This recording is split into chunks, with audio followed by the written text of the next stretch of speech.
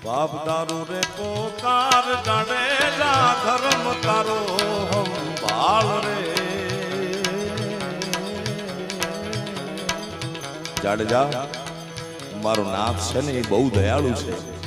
ઈ તારી બેડલીને બુડવા નહીં દે તારી નાવડીને બુડવા નહીં દે જાડેજા એમ તો છે